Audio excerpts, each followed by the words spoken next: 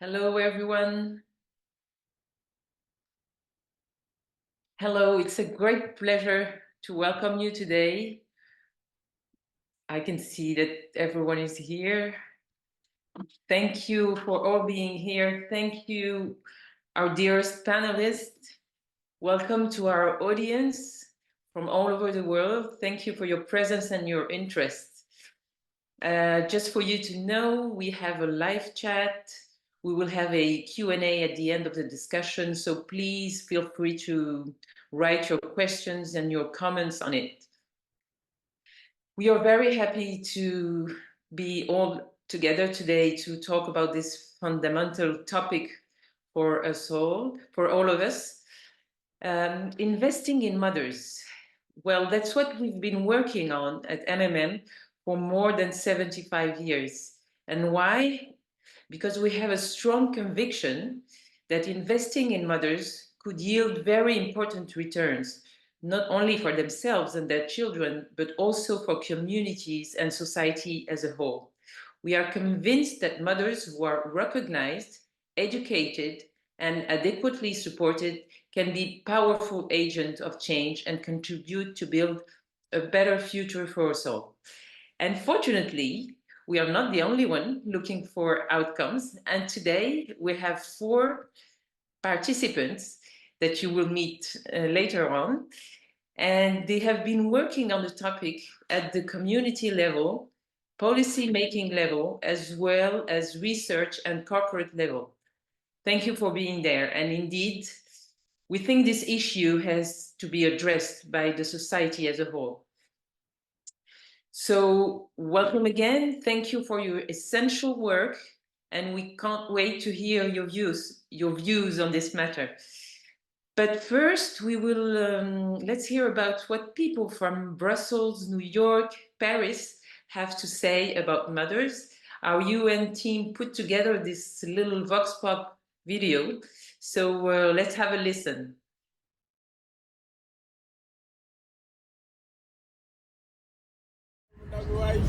I love my mom. She's, I don't know, she's a superhero. Just being mothers, it's awesome. Yeah, they have a lot of empathic, and they have a lot of skills like emotionally wise. What would we do without mothers? I mean, they nurture us from birth. Elles sont les championnes de l'organisation. C'est quand même une expérience assez dingue d'être maman. You know that the mothers are a lot stronger than fathers because the female is actually the stronger sex. Si on est bien, bah, tout le monde sera bien. Parce qu'elles sont le gage d'une éducation des enfants réussie, le gage de pas mal de choses dans la société qui nous permettraient de se sentir mieux. What they do as a mother is priceless.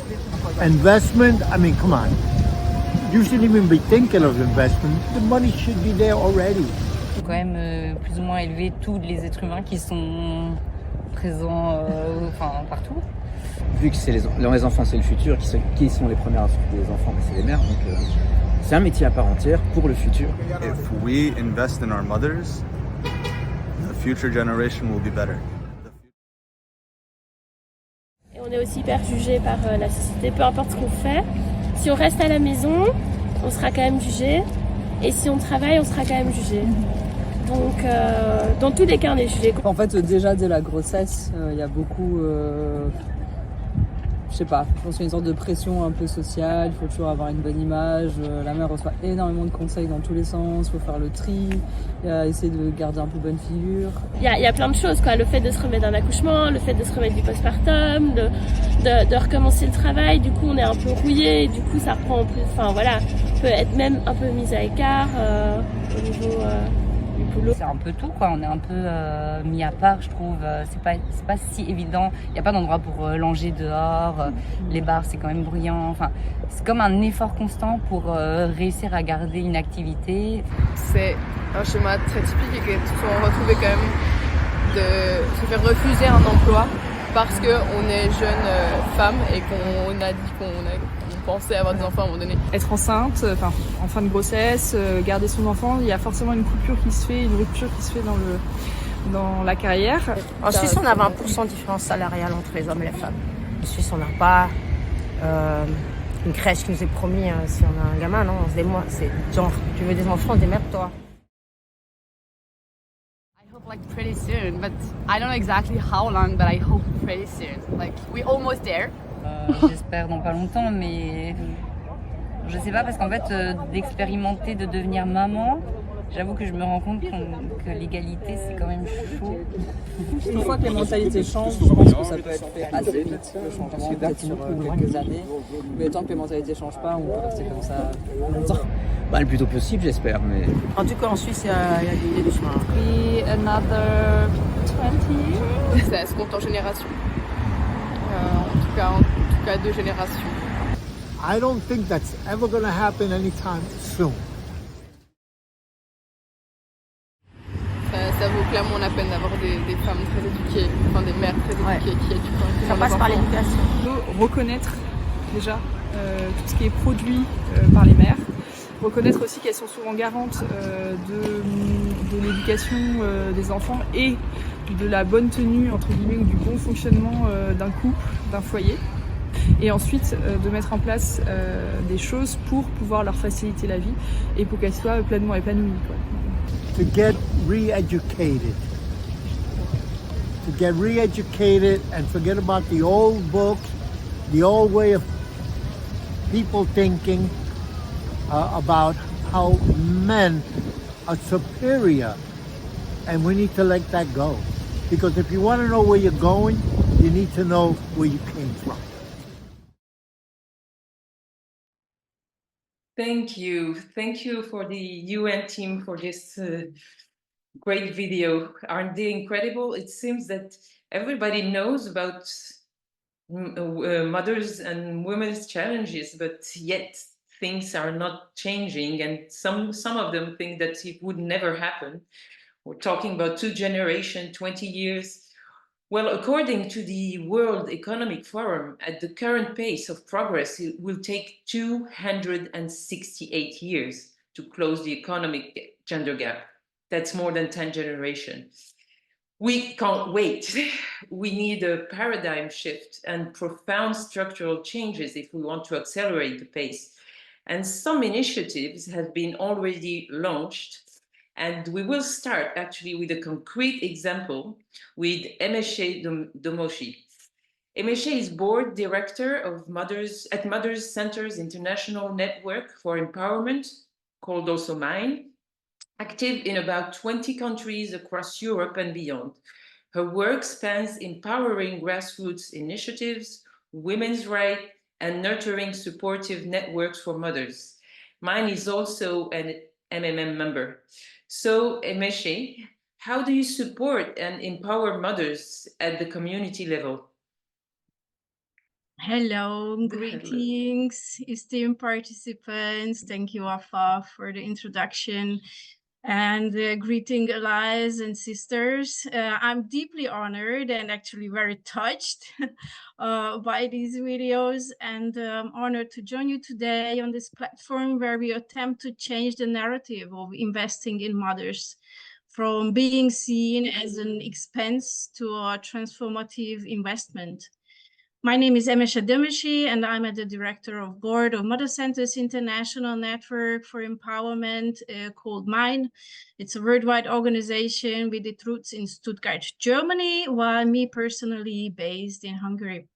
Our mission at MINE is to empower and connect mothers for a caring community across the globe through establishment, support, and connection of mother centers. So please come with me to a short journey from the perspective of a self-managed grassroots mothering communities where the culture of care is reintegrated into public life. So why do we think investing in mothers are crucial? Actually, let's face it, everybody knows why. Because mothers are equipped with leadership skills that the world is desperately crying out for today. Mothers are excellent economic strategists. They run the world's most demanding startup, the family. So investing in mothers isn't just good manners, it's smart economics. Moms as crisis management pros and masters of diplomacy, armed not with guns, only with a diaper and a smile. I mean, have you ever seen someone convince a toddler to eat broccoli, or calming a sibling fight, or turning a household dispute into a lesson on teamwork? These talents of these masters negotiators and harmony heroes are something that governments around the globe could greatly benefit from. And aren't mothers sustainability maestros? Oh, yes, they are. We are the champions of the reuse, recycle philosophy long before it was a hashtag. Mothers and grandmothers are the deepest wisdom wells. They have got answers to questions you didn't even know you had, or this question existed. Moms were always the most original influencers before social media existed. We are the ones shaping taste, trends, and opinions, and still are, to be honest. So acknowledging the care work of mothers is not just an investment in their well-being, but a bold move towards a future where empathy, peace, resilience, strength, and the revolutionary act of chocolate for breakfast are the foundation of our society. In mother centers, of which we currently connect in MENA, more than 1,000, imagine, more than 1,000 mothering communities in these centers. And these centers are located everywhere from the slums of Buenos Aires to downtown Munich and the Roma district in Belgrade. The self-organized public living rooms are created by mothers and for mothers. Here, skills that might even impress politicians aren't just practice. They lived, breathed, and passed on in the most authentic ways that truly aligns with the real-life learning experiences of mothers. Far from structured halls of traditional learning, these centers serve as vibrant hubs where the culture of care is seamlessly woven back into the public of real life. Just let me tell you shortly a very short story that you can make a picture. Imagine a mother and her child walking into the center in one morning, and the child curiously asking, "Who is my mother today?" I mean, this moment really captures the essence of visible and shared care within the community, showcasing a profound understanding of collective support and the nurturing that transcends traditional roles, affirming that care and love are communal treasures and not close to a single individual. So let's highlight a little bit these mother centers, these rebel spaces that they just don't fit into the standard current system, because let's face it, the system we live in, it's not built for the real mom life. Mothers in the mother centers, they do not want to be smart within this system. What doesn't serve them. They are rewriting the book and creating a word that truly understands and meets the needs of mothers. A mother center is a physical space, first of all, usually with a couple of rooms and a kitchen where mom can practice community parenting, sharing knowledge, relax, breathe, participate, and embrace self-care as a revolutionary act.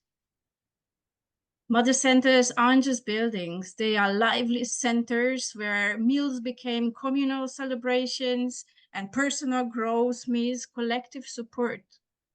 It's really a place that blurs the line between me time and we time, turning isolation into shared strength. Mother centers are social and learning spaces. Here, the basic thesis in the mother center is that everybody is good at something. Here we celebrate each other's strengths and not the stumbles or the gaps. Diversity thrives here with painting vibrant pictures of different lives and stories, enriching the community as everyone shares and grows from the unique path. And yes, of course, active participation is a kind of a keyword, because mothers are eager to actively engage in processes and be a part of the solution and not of the problem. In mother centers, they grow to become not just kinder, smarter, but also loud, even louder than a toddler refusing a nap. Imagine that numerous rejections and challenges mothers faced, knocking on doors of local decision makers, asking for support or a warn unused premises, and only to be dismissed with comments like, "We don't found coffee drinking spots." And yet, how empowering is when they take matters into their own hands. So a mother center is definitely a place of nurturing where care and support are the ultimate acts of rebellion and strength. Thank you, Emese. Okay, Thank you. so I'm eagerly look forward to insights of the next speakers, and I'm hopeful opportunities to collaborate in the future. So let's Sure, we will be happy for that, and we will hear you again later on. Thank you. So we've heard how mothers are so skilled, and both startuppers, negotiators, influencers, and how they can be the agent transformators. So Farah, how can we make the policymakers concretely invest and understand all the strength that mothers have, and why investing in them is a bold move and a smart move? Farah,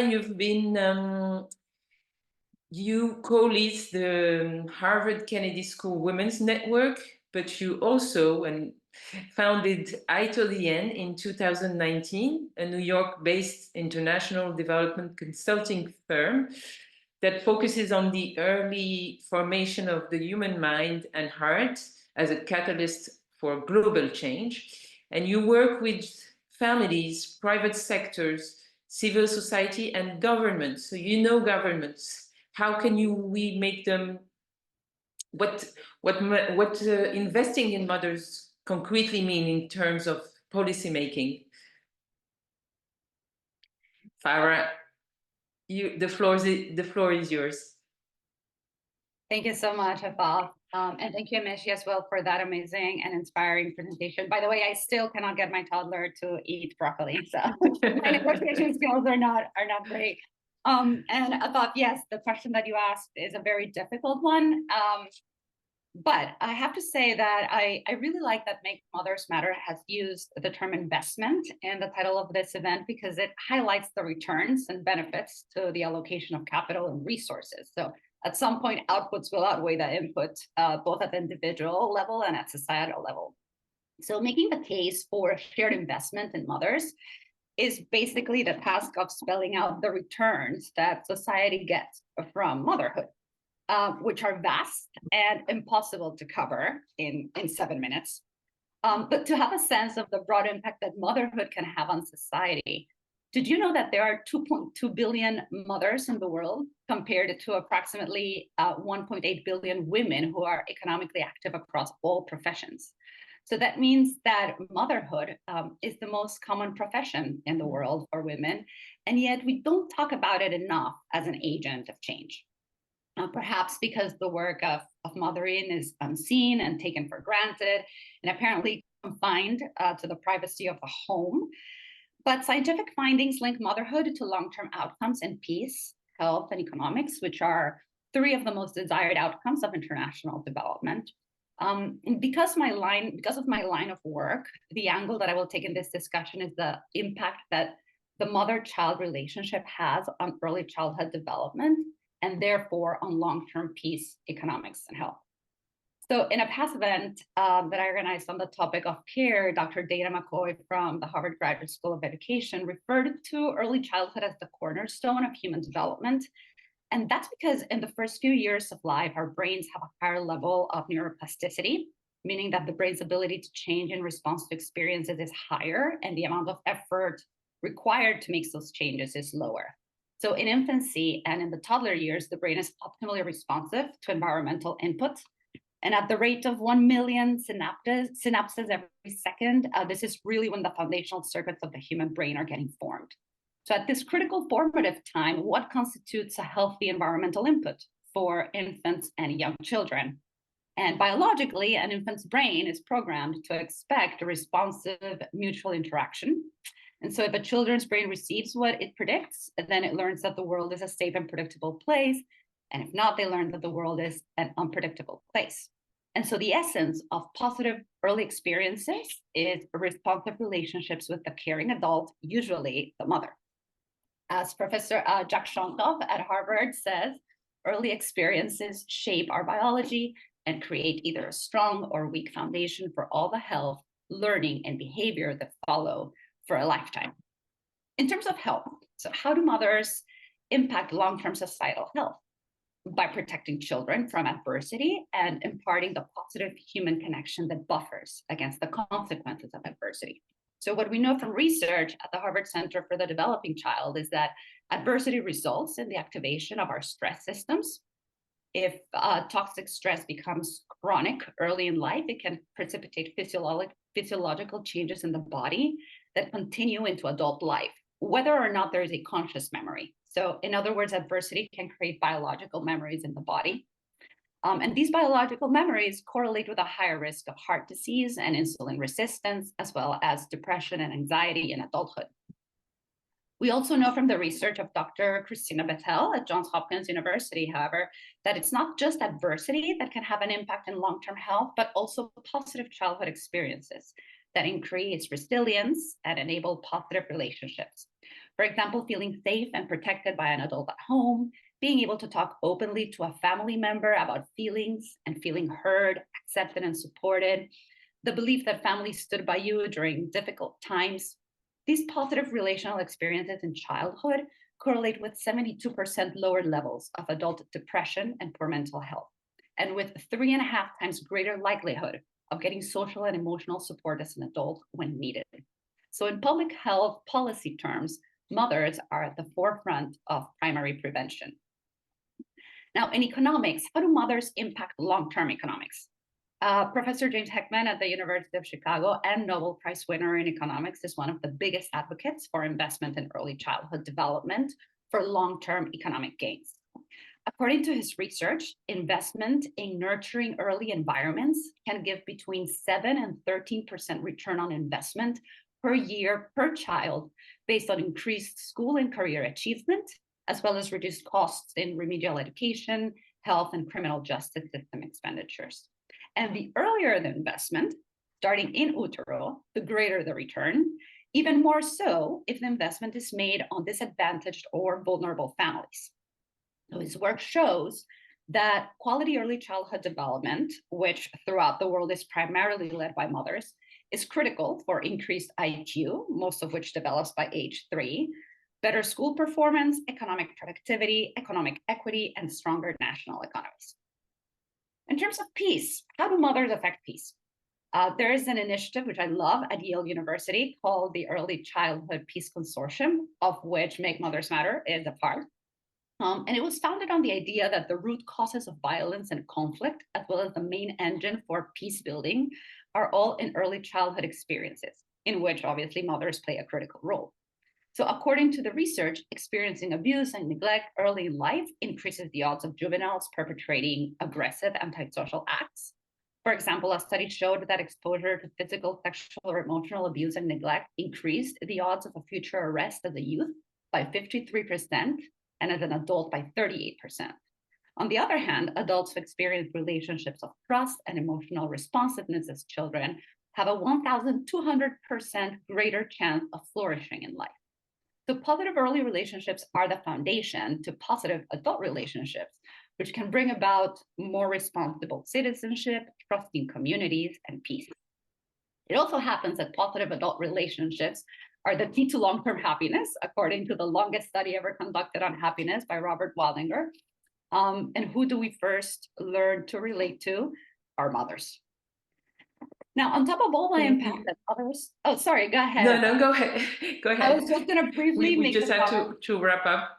Of course. I just wanted to briefly make the comment that on top of all the impact that mothers have in the long term, in the immediate term, we do most of the care work at home, basically doing the unpaid work that allows all other paid work to happen. And I believe Misty is going to cover a little more about care, so I'm not going to go into that. But basically, care of children right now is seen as a privately provided service, and it should be considered a public good, one in which all sectors of society play a role to build because it represents the cradle of human capital and of humanity.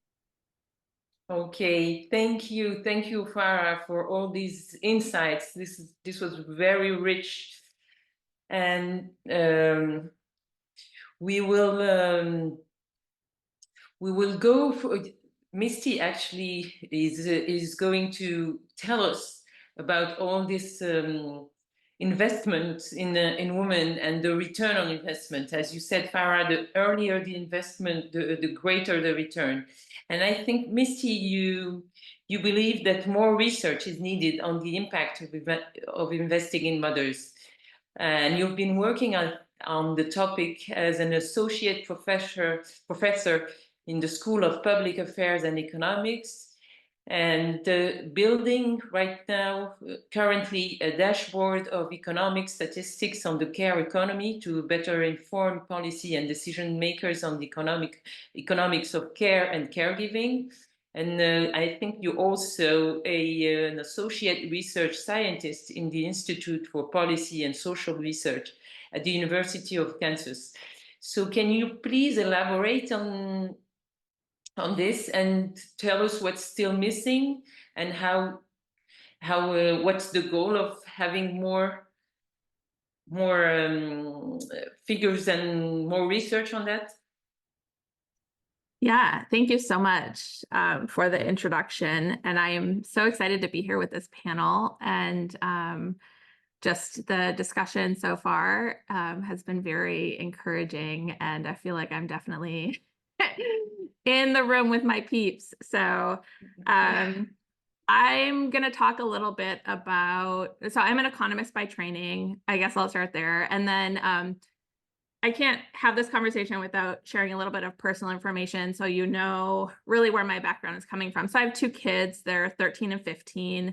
I was raised by a single mom, so my parents divorced when I was 2. So I grew up really seeing my mom play both the role of mother and father, take on primary duties both within the home and outside the home in her work. And as I grew up, that was really the framework that I had in thinking about how women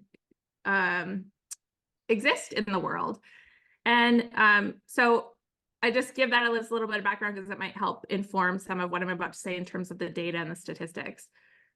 So I want to start, first of all, I spent a lot of my 30s and early 40s in my professional career feeling very frustrated as a mother because I was always experiencing what I felt was an additional challenge, a harder time in my professional career because I had all of these really important mothering duties that I was trying to balance with my personal life. And that led me really to today where, I've kind of stopped feeling bitter about it and I'm more focused on how can we as women or we as mothers or we as caregivers really show up in this world and live our best life in a way that allows us to thrive. And part of that is really understanding that the systems outside of our home are really stacked up against us. And that it's not our fault that it's that way, but it is that way, and it's important to acknowledge it. And so I want to go back to, the mid 20th century and talk about a woman named Phyllis Dean. So Phyllis Dean eventually became an economics professor, but when she was in her early career, she was a research assistant for James Meade and Richard Stone, who are also two very famous economists in history. Richard Stone went on to have a contract with the United Nations to develop a system for countries across the globe in developing GDP measures, gross domestic product measures, which is the way in which we measure economic growth of countries. And the reason why I bring up Phyllis Dean is because she's rarely ever told in this story about how GDP measures were developed. It's always a James Meade and Richard Stone story.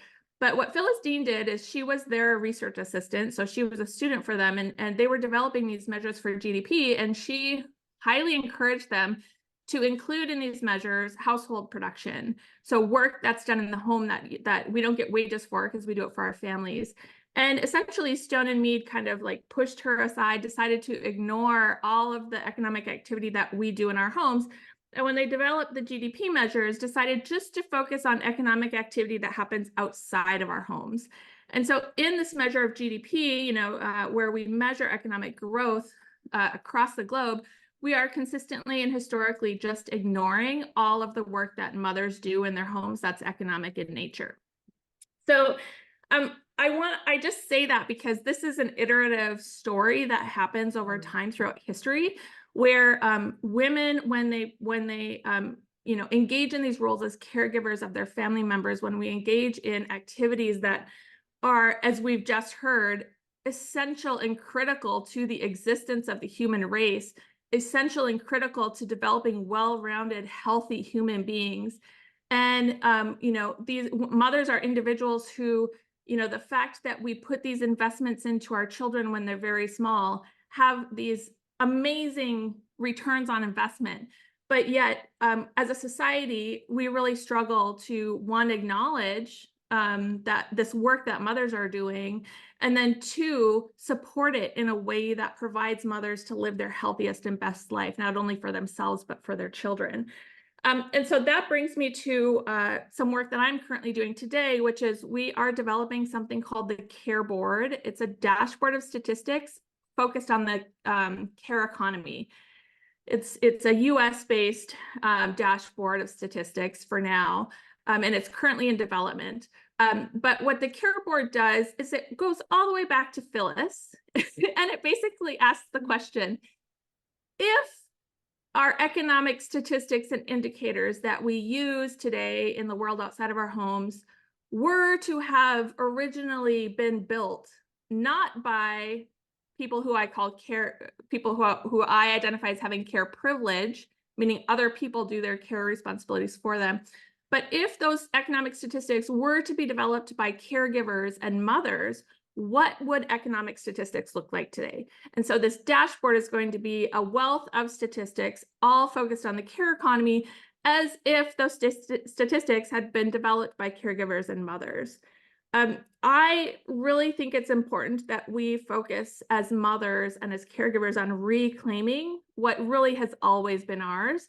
And that leads me to my second project that I'm working on, which is a book called Swiftonomics, Women in Today's Economy.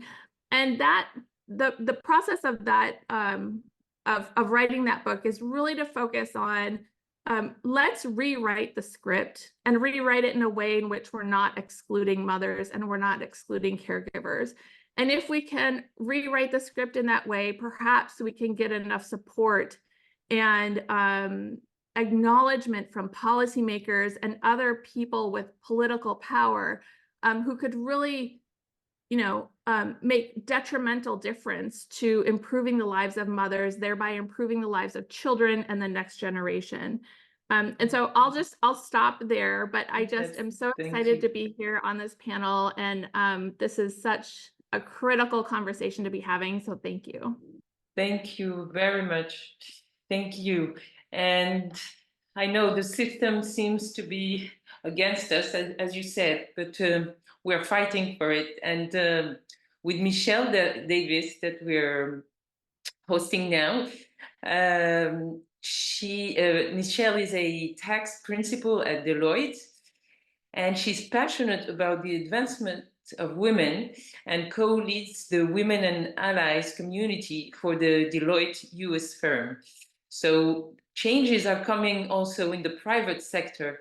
And thank you, Michelle, for telling us about what is being done in the private sector today and how we should not feel guilty to be mothers in the corporate world. Thank you, Afaf. That's a great introduction, and I'm so pleased to be here with this esteemed group of women today and on this very important topic.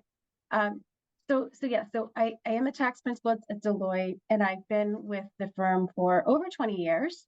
I'm also married, and to a man who works full-time outside the home.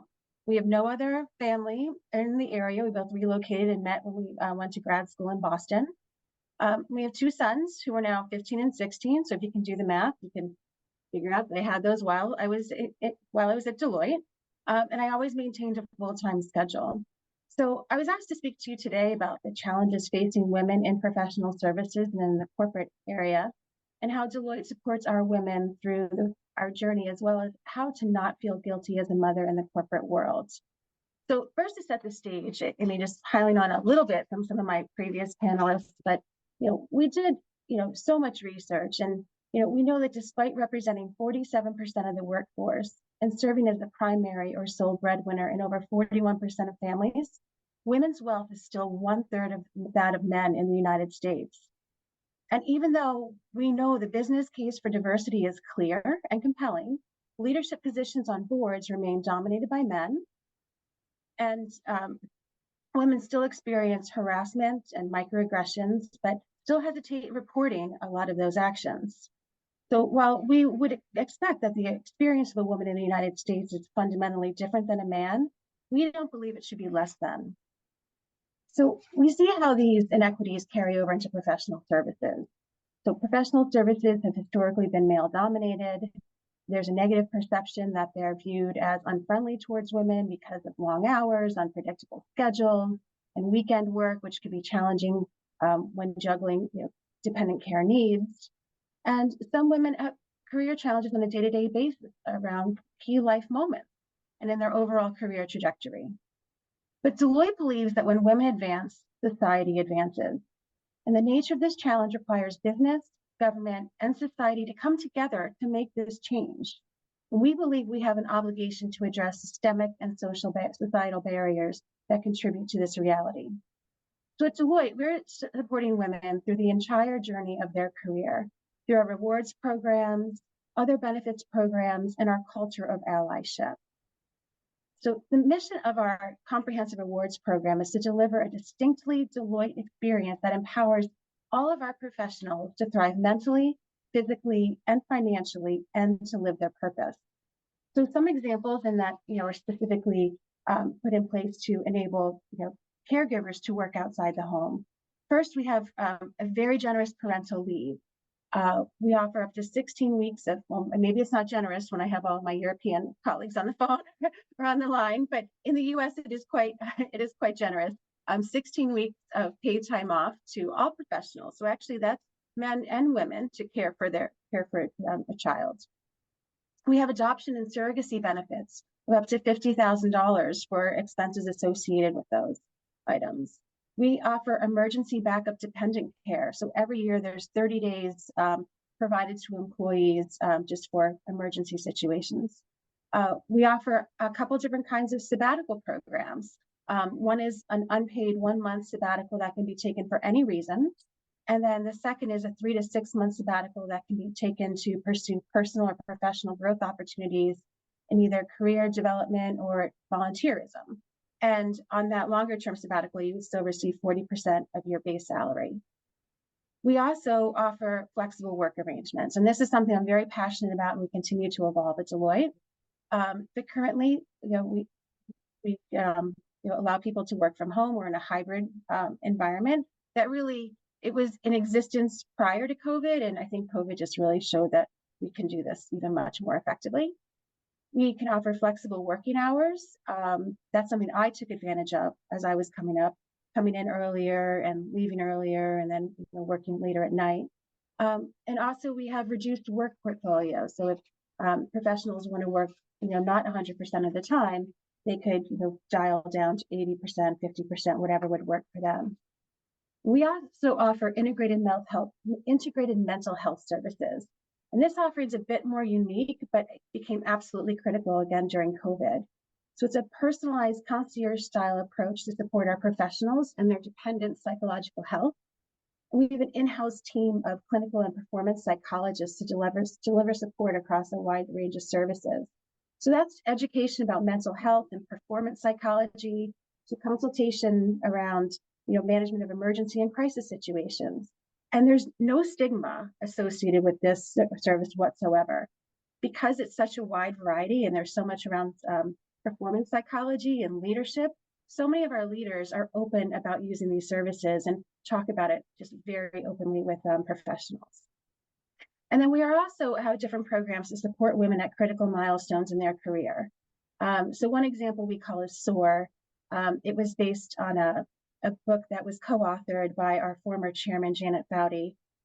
It's grounded in content from her book, Arrive and Thrive, all around that in professional services, like once you get promoted to managing director or admitted into the partnership, you feel like, okay, I've achieved that leadership. But then we're finding that women feel isolated again because now they're leaders. So this is a way to support women throughout their career journey, even in those leadership positions. So there's a cohort that they come together for a few days, hone their leadership style and skills, but then also walk away with that cohort of individuals at a similar point in their career who are facing similar challenges, maybe at home. Okay. And then finally, yes, go ahead. And then finally, I'll say the importance of open dialogue. So just recently at International Women's Day, just a couple of weeks ago, we featured an interview with Tanya Bowler. She is the founder of Elvie, which is a women's health company, initially focused on pelvic floor health. I can tell you that when I started this career over 2 decades ago, I never thought that I would sit in a professional firm with a webcast being shown to all of our professionals that dealt with the issue of pelvic floor health. So and despite all this, we know our work is not done. We see the societal impact of inequality and the impact on professional services. So our Women and Allies community is currently working on 3 bold plays around recruitment, retention, and advancement of our women. So stay tuned for more. And Afaf, I'm not sure if I was going to talk about guilt a little bit, or if we're out of time, then that's fine. I could say that in a little bit Q&A. out of time, but we still have you will have the opportunity to talk again a little later.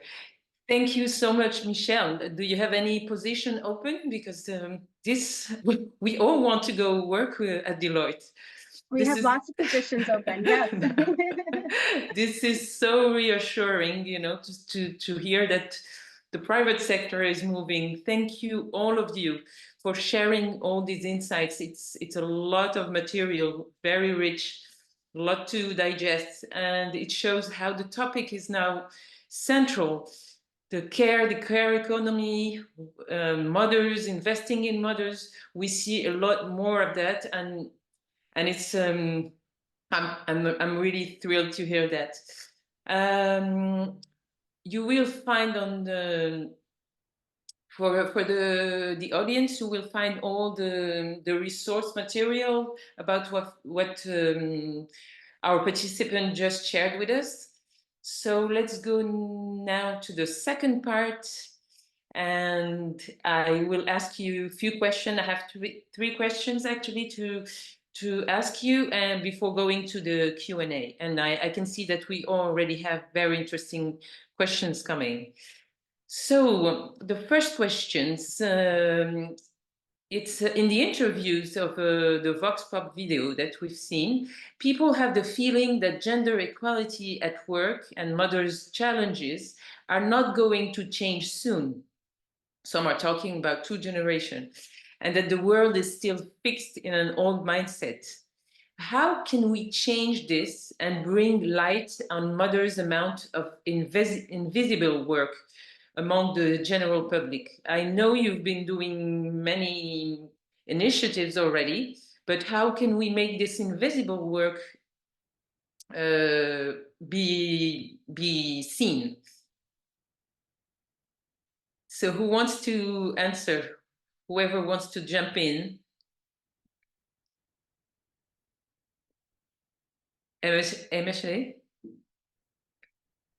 who wants Yeah, to? thank you. Yeah, I can start. I guess to change this mindset and recognize the care work done by mothers, we must embark on a journey of breaking down deep-seated myths and amplifying diverse mothering voices.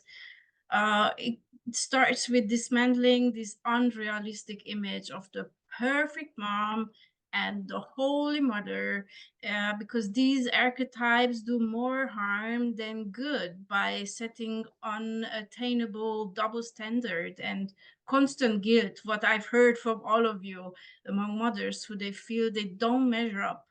But how do we do that? By sharing real stories, raw stories of motherhood. We can celebrate the strengths, resilience, and diversity of experiences among mothers, fostering a more inclusive and understanding society. And we also need to debunk the myth that women or mothers are each other's worst enemies, because this notion is born from patriarchal system that once made women compete for security through male relationships. Cultivating sisterhood, empathy, and support among women challenges these outdated beliefs, fostering unity and mutual understanding. And yet, what about policymakers? Are they doing enough to help to change the story? The truth is, we are ready for less talk and more action. We need policies that truly understand and address the realities of motherhood, not just empty promises. Create environment that support and not judge, that empower and not restrict. Yeah. Okay, who wants to add something? Yeah, Yes, this is Misty. I would just add, so I think all of those are really critical elements, but also they're elements that focus on things that the outside world can do to make to acknowledge us or recognize our value. And I think there's another component that maybe facilitates change a little bit faster, at least in our own personal lives, and that is acting as if. So, let's reclaim the space and let's act as if, we are living in a society that values us and our experiences and our expertise. And so one thing that I've noticed lately, post-pandemic, is there's been really a shift in terms of women, particularly mothers, taking on their own kind of ideas. And so there's been like this spike in female-owned small businesses. There's been a lot of women who have in femtech who have decided that the traditional technology companies aren't working for them, and so they're developing their own companies.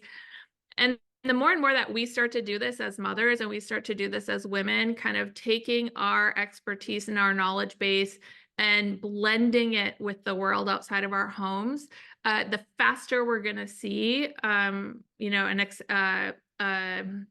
equity, and the faster we're going to see, the faster we're going to be able to live our lives in the best way that we can.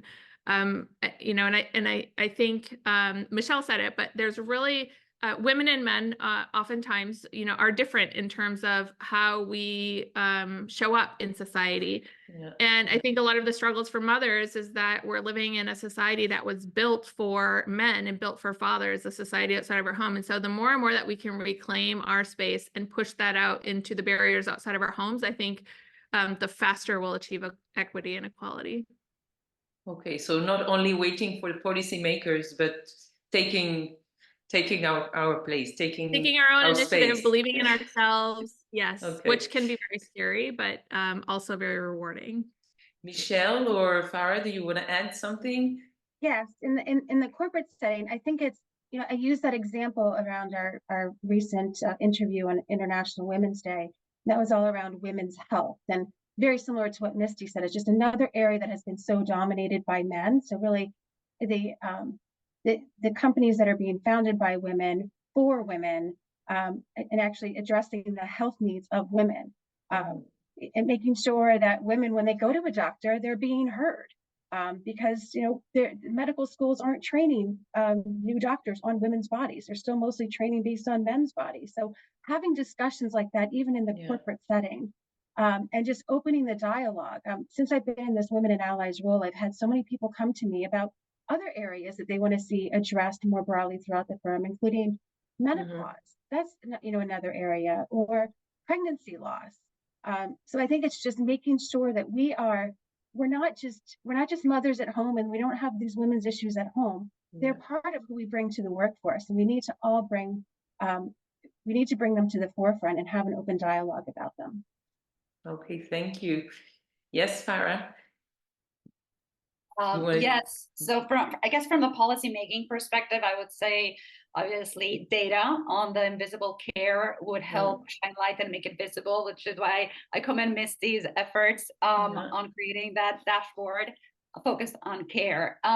But obviously, as any behavioral scientist will tell you, data alone will not change behavior. So I think incorporating behavioral scientists, especially with localized cultural knowledge into policymaking in support of mothers would be useful. And of course, the work of organizations like Make Mothers Matter and their grassroots partners who work day in and day out directly with mothers, particularly vulnerable mothers, is extremely valuable. Now, are policymakers helping change the narrative? No, I would say, I think unfortunately many policymakers prefer polarizing politics than those who bring us together in our common humanity. So usually support for motherhood and the family align with the political right, and women's choice and economic empowerment to the left. And we need non-politicized forces basically in policymaking that support motherhood and family and women's choice and women's economic empowerment. It should not be either one or the other. It is all beneficial to women and therefore to humanity. It's great to see all your energy. I think we're gonna get there. I have a second question. Some of the people who spoke again on the video talk about the importance of education to fight against cultural biases. What are the common elements and big differences between Global North and Global South in terms of motherhood challenges and consequences? Are some countries more progressive than others? What are your views? Who wants to step in? Even though you haven't been working, for some of you maybe on the Global South, but are there big differences? I'm happy to jump in this one. So are some countries more progressive than others? Every country is different because of different cultures, religions, history, etc. And some countries need to incentivize motherhood, like some Asian countries have fertility and demographic crises, and others need to incentivize women in the labor force and labor force participation. But in every country, something that all countries are the same, right? In every country, parenthood is undervalued. And in every country, women do more of the unpaid caring work, right? So every country has to move in the direction of valuing parenthood more. For example, through social policies that pay mothers to be mothers, for example, and a more equal distribution of care work. Now, having said that, one big distinction that I can think of between the North and South in terms of challenges to motherhood and poverty consequences is the informal economy. So in countries where like 70% or more of the workforce is informal, labor laws like paid parental leave, etc., will have little impact. So how do we provide paid maternity leave to the single mom, small entrepreneur who sell sandwiches on the street, right? And then if you add to that the fact that in developing countries, there often is already increased poverty, disease, and conflict, adding already to the adversity against families and the stress of parents and children, then the situation of mothers in the Global South seems much more dire. Yes. Emese or Misty, do you want to add something? You work in many countries, Emese. Yes, we are in, our network connecting many countries or many mothering communities from different areas. And I need to say poverty is poverty everywhere.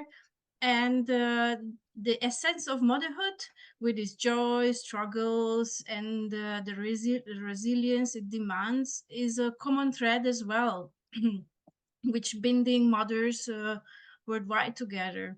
And yes, education plays a crucial role in tackling these challenges. But what do we understand under education in this context? So motherhood and education, there is no limited or formal schooling for motherhood. It encompasses hands-on, real-world learning where mothers discover and then gain these skills they didn't even know they had. And this process not only makes these abilities recognizable, but also transferable to other areas of their life. And this approach goes beyond the skill development of mothers. It shines a light on the strengths they may not have recognized in themselves, and turning these insights into tools that they can reshape the entire world. And this is where mother centers come into play, standing out as a real deal learning spots that go beyond these top-down teaching or counselor client relations for more like a circle around the campfire style. Everyone teaches, everyone learns, and this wisdom gets passed down through generations. Okay, well, I was more talking actually about education to fight against cultural biases, but I hear what you're saying. Misty, you want to add something? I think what's been covered already is great. I'll just say that something just for me that I've learned over time is this idea of the assumptions that we have on ourselves and the communities that we live in, and then the assumptions that we impose on other communities. Oftentimes turns out, not to be valid. And so, I think motherhood is motherhood everywhere. And, we have these assumptions about what motherhood looks like in the global north and what motherhood looks like in the global south. I'll just give my own quick example, but I worked for a while in a country in South America in their child welfare system. And I was just shocked by the level of support that the institution gave to mothers when they were dealing with fathers who were not complying with child support and other. I once heard a lawyer down the hall yelling at a father because he was not paying child support accurately. So that for me was like really surprising and went against some of like the stereotypes that I had in my head. And so I'll just say that I know that there are differences and every country is different and unique, just like Farah said, but also I think that we have a lot more commonalities than we sometimes assume that we have. And the more that we can get together and pool the power and numbers of mothers to push global efforts and global initiatives forward that support mothers, like the mother centers and other things that we're doing, I think that will benefit all of us in the long run. Okay, thank you very much. Before going to the Q&A, I'll have a last question. And I would love to hear about your recommendation for investing in mothers in your field.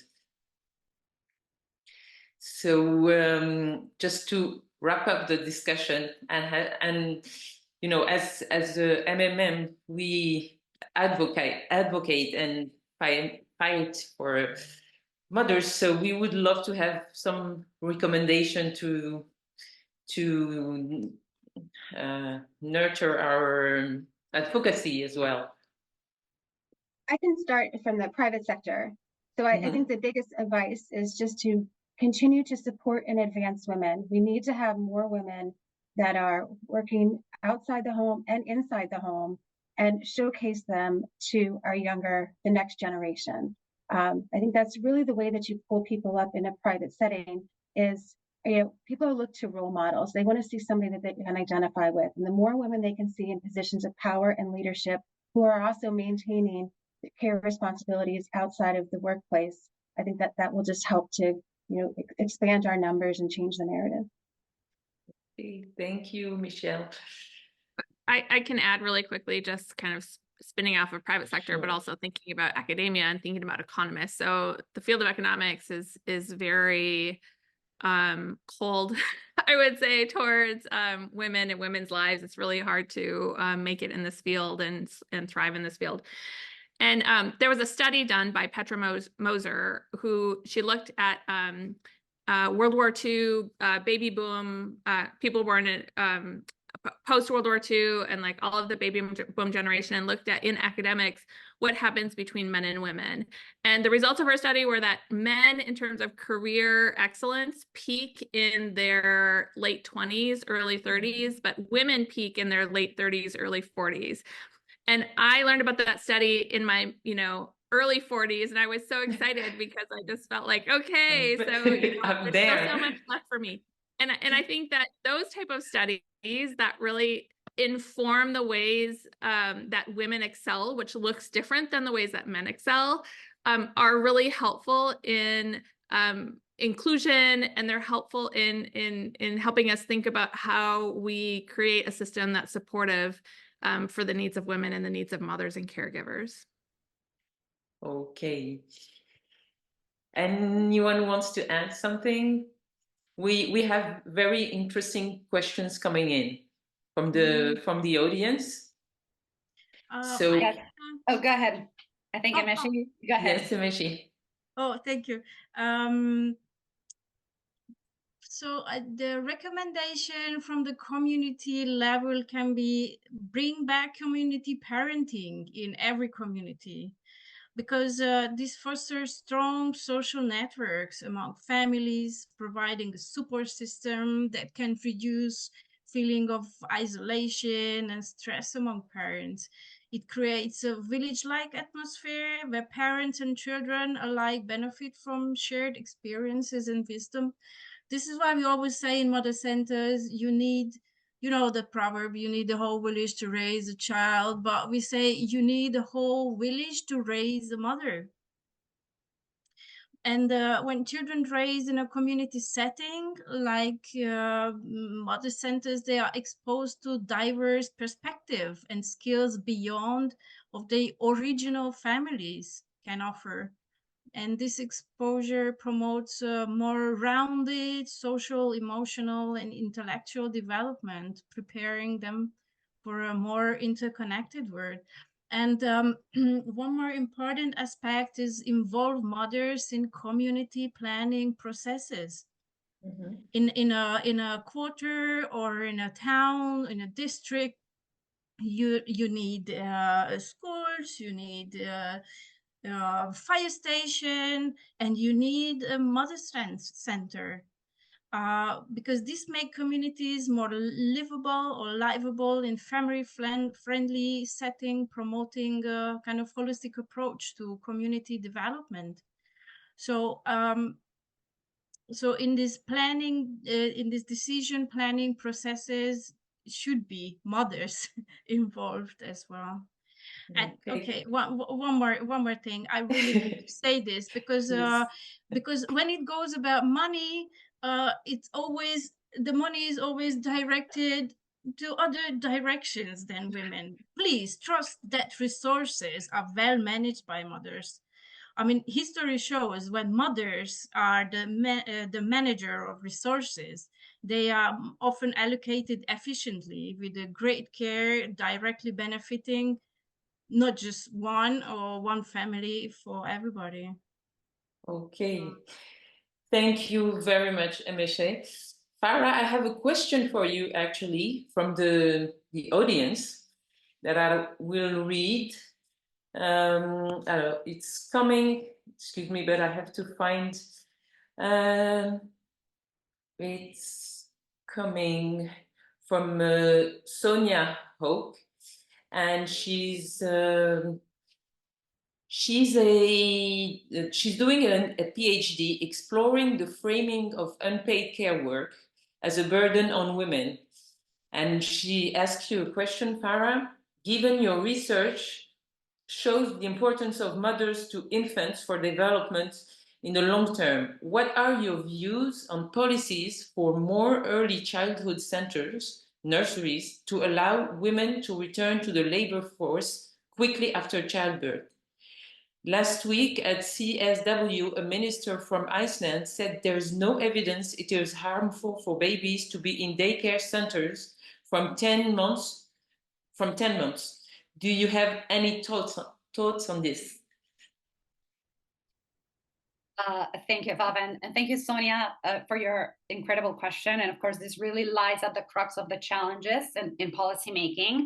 And I responded to Sonia in the Q&A, but I'm happy to share the answer with everyone, no problem. So in an ideal world, from the perspective of early childhood development, families should have the first 2 to 3 years of parenthood to devote to these important parent-child relationships. Now, research shows that the relationship with the mother is not interchangeable, and that a consistent caregiving figure that is responsive and emotionally attuned is necessary for healthy development.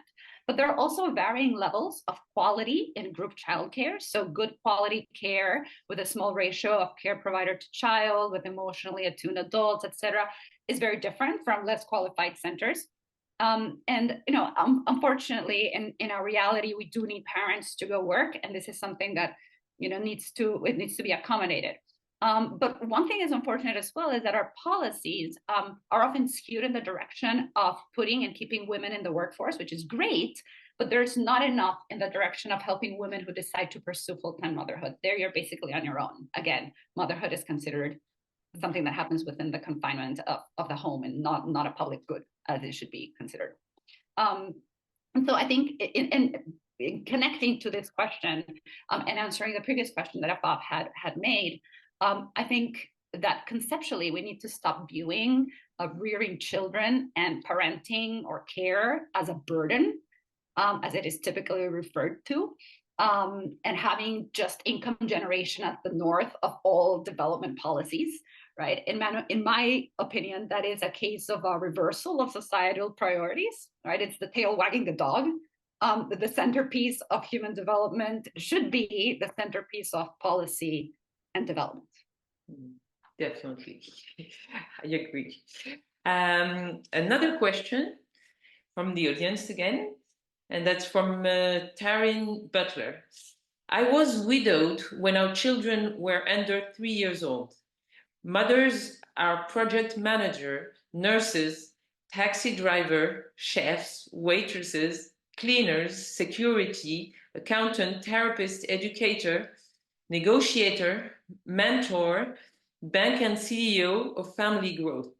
All the above, when caring for the next generation, are classed as economically inactive posts. How can that be? I guess some of you answered the question earlier, but if you want to add something to Taryn Butler.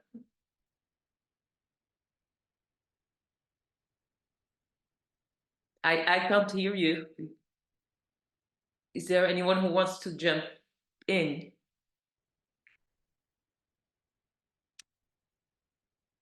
No one. I can't hear you. Okay. We have an. Do you hear me? Yeah, we can hear you. I can. Okay. I can jump in. I mean, so I think this is exactly the frustration, is that all of these activities that we engage in our households are essentially ignored within society and undervalued, and it shouldn't be that way. And we should be working towards a system that acknowledges that work for what it is, which is critical to the success, the success of societies all across the globe. So I think, probably all of us on the panel agree that it's ridiculous that we consider moms who engage in all of these activities within their homes as economically inactive. They're anything but economically inactive. Okay, thank you. And there's the last question. Is there any existing research that shows the ROE of investing in mothers, both in quantitative and qualitative terms, on return on investments? Is there a... Yeah. So I'll just say, and maybe Farah wants to follow up on this, but the majority of the research that's out there has shown that from a governmental perspective, from a public policy perspective, there's very few other sorts of activities that governments can invest in that will give them as high of a return as investing in early childhood education, family policies that support healthy and thriving families. I really don't know of any research that shows that there isn't a positive return on investment, and the return on investments that we see are generally larger than the return on investment we see in other spaces. Yet we have people in political power who, again, in my definition, are care privileged. The majority of people in political power are care privileged, so they don't see care and don't value it. And so what ends up happening is, at least in the US, for example, the pandemic hits, and where, our people who have political power and resources easily bail out the airline industry, giving them billions of dollars, easily write policies that allow liquor stores to remain open during the pandemic, but yet cannot figure out for themselves, cannot figure out how to support and invest in supporting parents during the pandemic. And so you had situations where in the US, there were all these educational pods that popped up. That was mothers locally within their communities solving their own care needs because politicians couldn't get their act together to do it. And so there is a disconnect in terms of politicians understanding the actual return on investment and value that they can receive from investing in families and mothers. Okay, thank you. Thank you, Misty. Another question from Vera Woodhead. In what ways can we redefine success and leadership paradigms to better reflect and accommodate the diverse contribution and aspirations of mothers in all sectors of society? Farah, do you want to answer this question? Well, that is one of the $1 million questions. We would like to see a paradigm shift on how motherhood and parenthood in general is valued. But yeah, I mean, it's a difficult task to convince others of the value of motherhood and its impact on leading global development and change. Hopefully, some of the statistics and information and the scientific research that I shared with all of you has helped persuade some in that direction. I'm hopeful that a scientific take on the discussion will make it easier for policymakers to understand and accept and realize that this is not, supporting motherhood is not a political issue. Motherhood should not be politicized, that it is really scientifically what would be best for our society. And of course, it is with mothers that change becomes sustainable because it gets transmitted from one generation to another. So we're really looking for those long-term outcomes that are transformative to our society. And as an international development practitioner, we talk about sustainable development. What more sustainability can you get than something being passed on from one generation to the next? Okay, thank you. Michelle, you said, I'm sorry, Misty, you wanted to say something? I was just gonna add the division here between what happens outside that we don't have any control or power over and what happens inside that for ourselves that we do have control and power over. And I think one of the solutions to this is more mothers getting engaged and involved in political systems and signing up to be elected officials, because in order to change the dynamics so that we invest better in mothers, we need people at the table who understand these dynamics. Okay, thank you. Yes, Michelle, I was going to ask you how.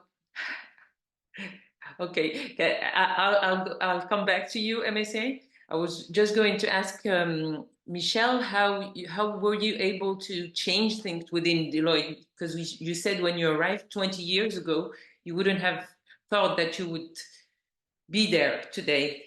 So how did you change things? How did you manage to? Well, I think a lot of the programs that are in place, I guess first, I think maybe the private sector understands the contributions of women. Yeah. And if women choose to stay at home or don't choose, maybe they need to. I mean, it's for a period of time, but maybe staying connected or different programs that we would enable them to come back to the workforce or do some seasonal work, so they're not losing all their credentials. There's a lot of different programs to support women. And it's just, you have a 1-year-old today, they're only one for 1 year, right? So it's, I think writing women off for the duration of their career just because they take time to be caregivers doesn't make any sense. And I think that you're seeing a lot of change in the private sector around that. For me personally, it was, I do have my husband. We had to juggle a lot. We did rely on some outside care to help us. But I also think that being a working mom, working outside the house makes me a better mother. As I'm getting my kids, off to school today and wishing them well in their tennis tryouts and their exams, both of them gave me a big hug and said, "Good luck today, Mom, in your presentation." And that to me, just, they understand what I do and they appreciate it. And I think, that's a contribution as well. Okay, thank you, Michelle. Emese, you wanted to add something? Yes, to the question or to that part, redefining success. Maybe just simply redefine the metrics and what success means, and move beyond this traditional metric of success, such as hours in the office or whatever it is, to alternative indicators or alternative measurements where we really can measure success. There can be one path to go. Okay. A last question, if you're okay. It keeps coming. Our audience is very interested in the topic. The struggle for women to reconcile care responsibilities with paid employment can lead to occupational downgrading, where women choose employment below their skills level, and accept poorer condition. Is education the vital component to shift this imbalance? So I can just respond quickly in that, I think we're in kind of this wave of feminism where it's no longer the focus on what women can do and how active women can be, but like we really need men to step up to the table, and especially in the home. And so, 2/3 of the gender gap today is driven by the motherhood penalty and this idea that once a woman has a child, she does, end up having to, there's only 24 hours in a day. Yeah. So, we can't give ourselves more hours in a day. And I think, we've failed in this idea where we think that in order for there to be equality among the genders, we have to have a situation where women look like men in the labor market. That's really, that has essentially happened for women without children and women in their 20s.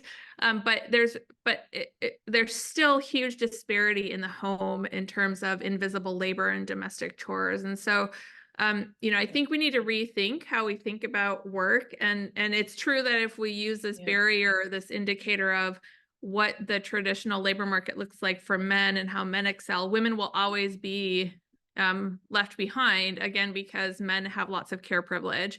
And so I think that there needs to be a push within this this idea of invisible labor and having men step back from work more to pick up some of this invisible labor in the home. And I think that's where the only way that we're going to see equality in the labor market. Okay, thank you, Misty. I keep saying that it's the last question, but I have another one. but really this one is the last one.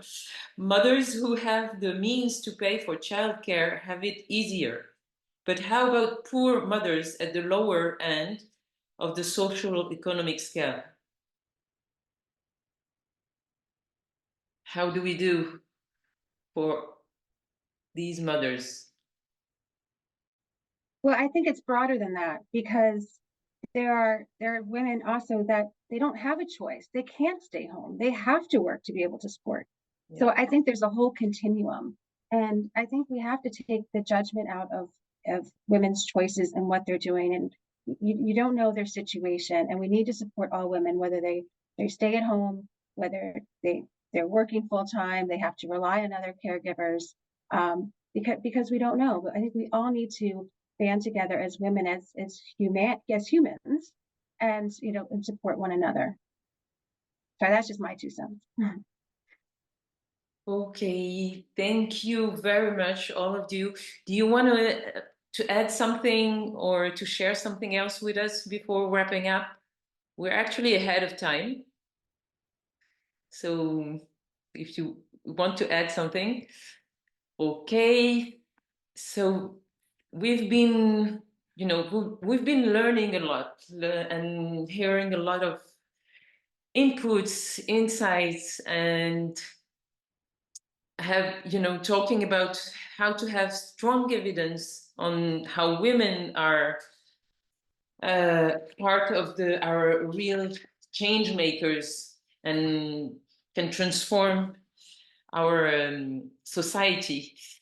Well, this is a very inspiring collective action, and we can see all the tangible efforts that have been put on to empower mothers and to make them vital to the positive change.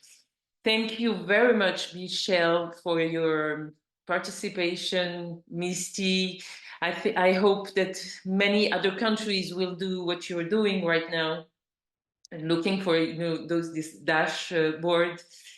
Thank you, Emese, for your energetic contribution and what you do on the community level. We love your stories, and we gonna add them to our narratives, having insight, very inspiring insight. And thank you, Farah, for all the inputs also that you gave us. We would love to have you again and continue these discussions. We will definitely reach out to you, and we work together. And if you're okay with it, and then we'll see you very soon. Thank you all the audience for being there and being so dynamic and active and asking questions. Thank you the UN team for their work, and thank you Shanna, she's been just incredible with the live chat. So bye everybody, and we'll see you very soon.